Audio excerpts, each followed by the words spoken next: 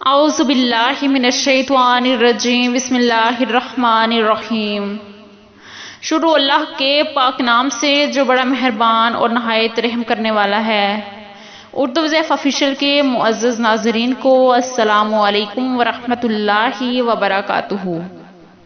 اردو وظیفہ آپ کے لیے ایک نیا وظیفہ لے کر آپ کی خدمت میں حاضر ہے۔ آج کا ہمارا وظیفہ ان لوگوں کے لیے ہے جن کی خواہشات پوری نہیں ہوتی، جن کی اولاد نہیں ہو رہی ہوتی، جن کا کاروبار نہیں چل رہا ہوتا، جن کے رزق میں برکت نہیں ہوتی، ان سب کے لیے آج کا وظیفہ ہے۔ آپ کی اگر کوئی بھی جائز حاجت ہے اس کو پورا کرنے کے لیے یہ وظیفہ آپ نے کرنا ہے 12 ربیع الاول کے دن۔ 12 ربیع الاول کے دن آپ نے یہ وظیفہ کرنا ہے۔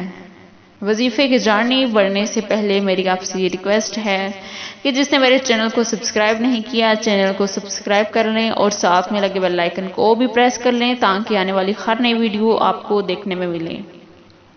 تو 12 ربیع الاول کے دن آپ نے یہ وظیفہ کرنا ہے۔ یہ دن ویسے ہی بے حد اہمیت کا حامل ہے کیونکہ اسی دن اللہ تعالیٰ نے اپنے فضل و کرم سے رحمت للعالمین احمد مجتبی محمد مصطفیٰ صلی اللہ علیہ وآلہ وسلم کو پیدا فرمایا تھا۔ اگر ہم اس دن میں کوئی بھی حاجت ہے ہماری، کوئی بھی چیز ہم اللہ تعالیٰ سے جو بھی دعا کریں، انشاءاللہ ہماری وہ دعا ضرور قبول ہوگی۔ تو وظیفہ کیا ہے؟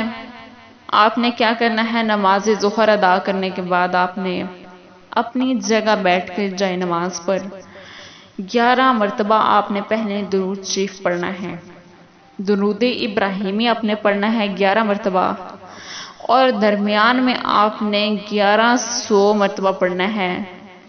یا بدیع العجائب بالخیر یا بدیع، یا بدیع العجائب بالخیر یا بدیع، اس کو آپ نے 1100 مرتبہ پڑھنا ہے۔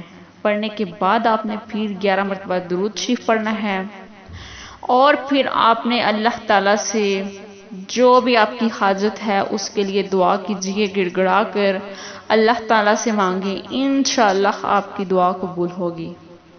تو میں امید کرتی ہوں کہ آپ کو آج کی ویڈیو اچھی لگی ہوگی۔ اگر ویڈیو اچھی لگی ہو تو ویڈیو کو لائک ضرور کریں، اگر چینل پہ نئے ہیں تو سبسکرائب کریں۔